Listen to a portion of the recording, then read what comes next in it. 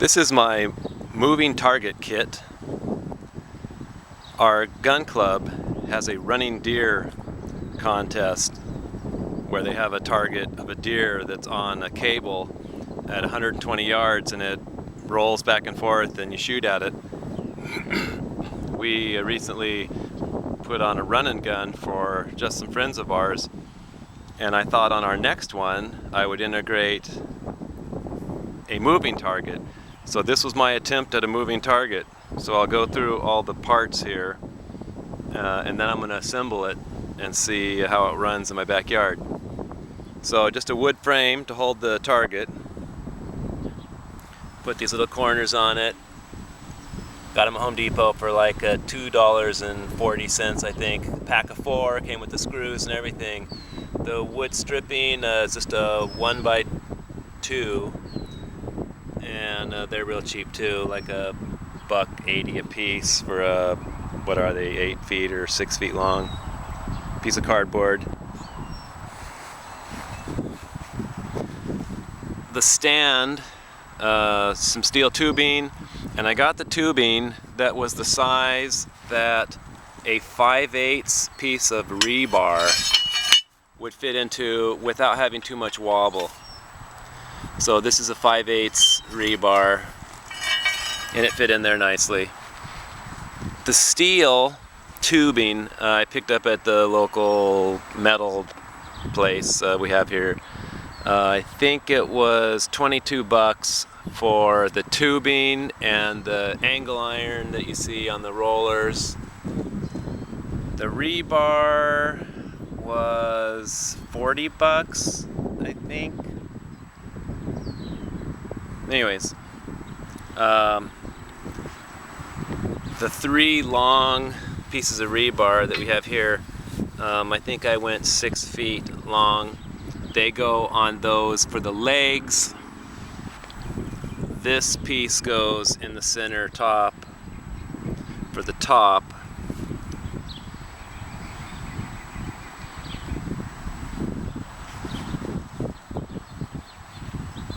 Cable, rollers. I got the rollers on Amazon or eBay. I think they were $7 a piece for the rollers. This is not the cable that I'm going to use, but I bought this at Harbor Freight for I think $8.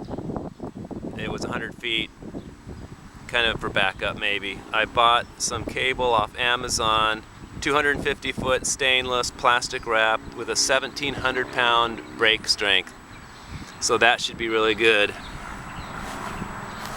For the cable ends, Home Depot bought this kit here, which is installed right here, and this is nice. The only downside of it, it does fit through here when you have to like slide it through, but well, this one it's going pretty easy.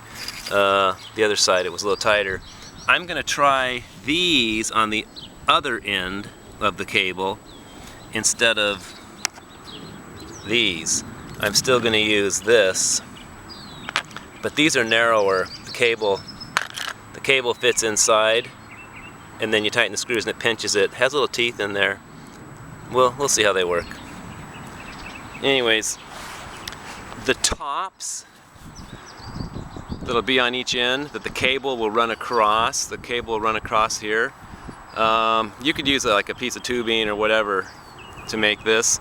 This happened to be a piece of a bearing race that I cut in half and welded on here. Then I welded the sides on to keep the cable from slipping off. This hook here is for a tie-down strap to hold this because when I begin to tighten with the puller, the cable, I was afraid it was going to pinch these inward, and so we'll put a tie-down on here and see if that helps. This loop is for the fishing line, for the fishing pole over there, which is going to pull the target across. You'll see how that works when we get it put up.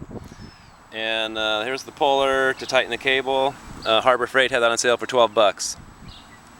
Then of course the big spike here, which will anchor it down. So I'm going to assemble it. We'll see how long that takes. I'm not going to video that. Well, I might. and we'll go from there.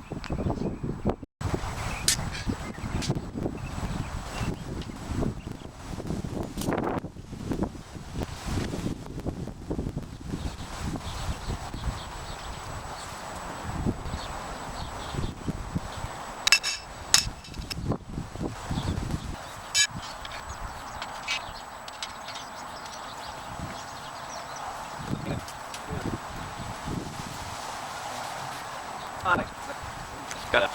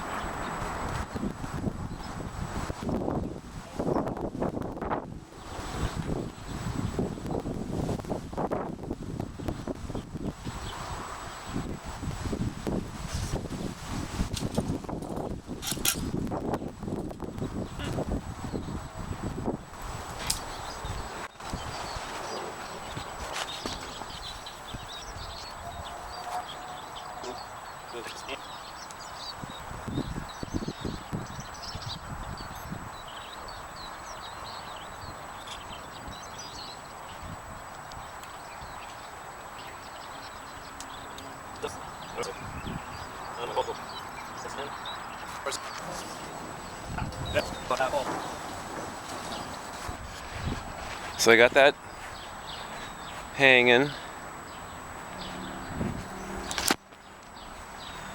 Here's the cable puller.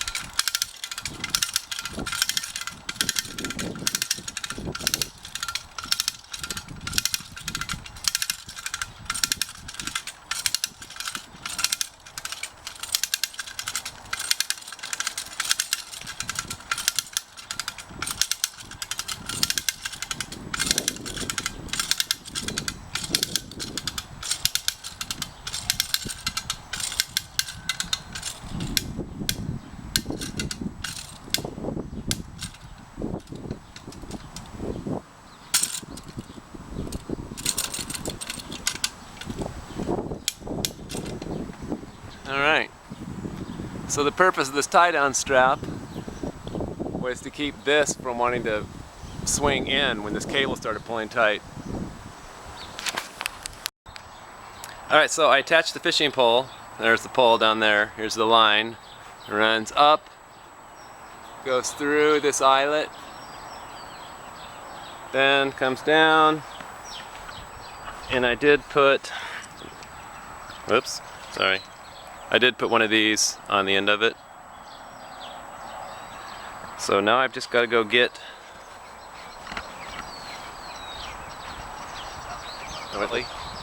scrap here. Alright, let me set this down.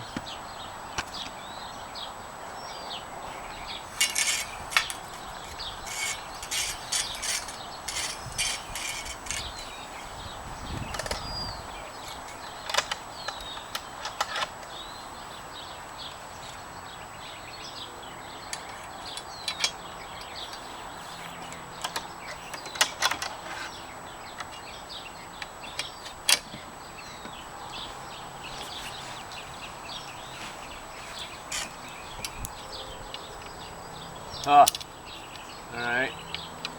So that doesn't open. I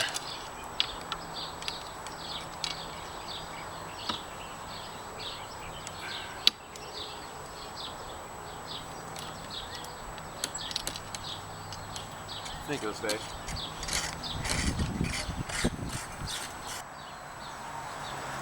Alright, there was a few bugs I had to work out.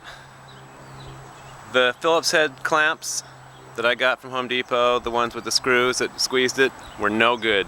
I started cranking the cable tight and it was sliding. So I had to change that. I had to drive the stakes in at a steeper angle because it was pulling them up. So took care of those items.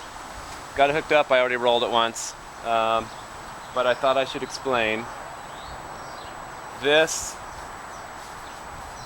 The loop on this side has a fishing line on it, runs that way. The loop on this side is going to run through the big ring on the top of the other stand, and I don't have it yet, otherwise I would have hooked it up, but I have ordered 100 feet of surgical tubing that's going to go on that, and then it'll go back, it'll go out through that hole, probably, well, it'll have to go 100 feet past it, and then when you wind it this direction, it'll be pulling that band, and then when it gets to this end, then you'll release it, and then it'll run back that direction. Unless you have a hill that you can shoot from, and you have this running downhill. So here goes for a test run.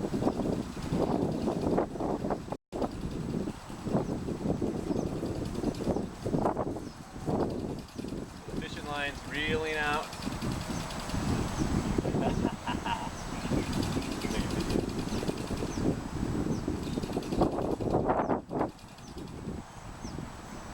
So for our run and gun, it'll be sitting there waiting for the shooter to get to that stage.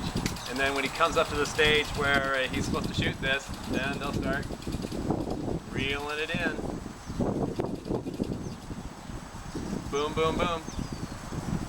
Bang, bang. Pow, pow.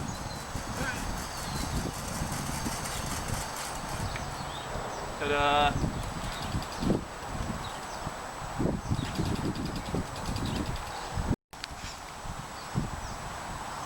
So the nice thing about the fishing pole is we can be really far away, as far as you need to be away from where the shooting is happening, so that you don't have to worry about getting hit with any ricochets or splatter.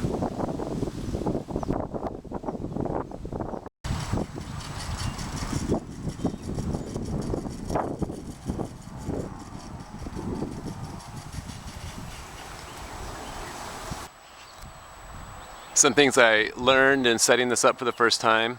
I think next time when I set it up, I'll put the 2 legs to the front instead of 1 leg to the front, because you can see with it cranked tight, that leg, that 5/8 rebar's got a bow in it. So I think if I put 2 legs to the front, that should make it stronger. The other thing was these clamps, they didn't work. It was slipping when I was tightening it. These work great. That's all I have on the other side. They work good. The stake had to be hammered in at a steeper angle because the hook was sliding up it when it was a little bit straighter. I'm surprised at the amount that it sags the cable in the center for how tight I have it pulled.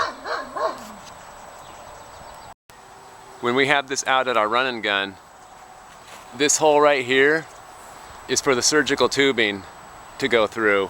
It'll stick through here and connect to the target, and then it'll run back from here. It'll run back and be staked into the ground. So when it's limp, when the target's all the way to this end and it's limp, it'll be sagging, but it won't be touching the ground. And then as the target gets pulled that direction, the other way, that way, it'll pull that band tight. And when it reaches the other end, the band will be then extended double its length, which should be fine. And then it'll reel it back. Hopefully it'll work out, because once we get there, unless we have a downhill spot, that'll be it.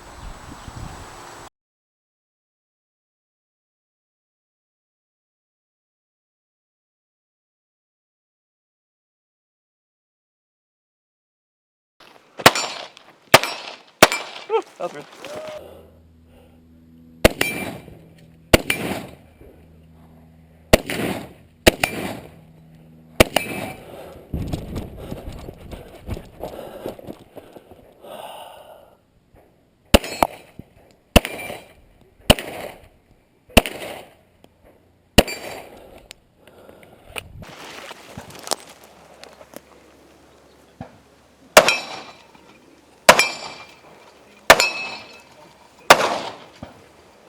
Five.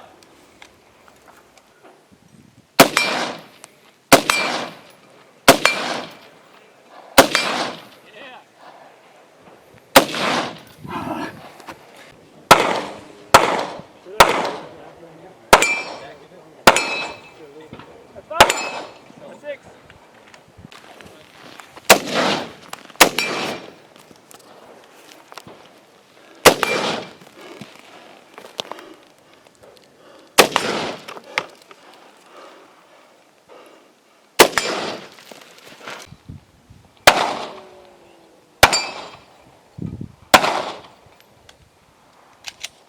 Oh.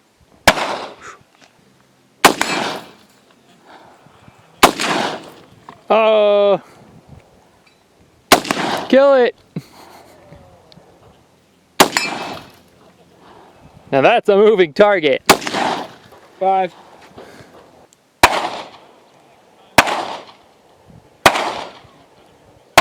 5.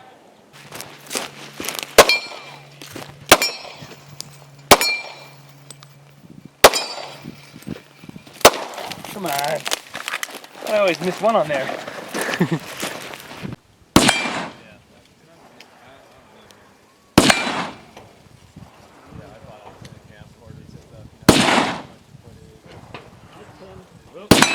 know what they say.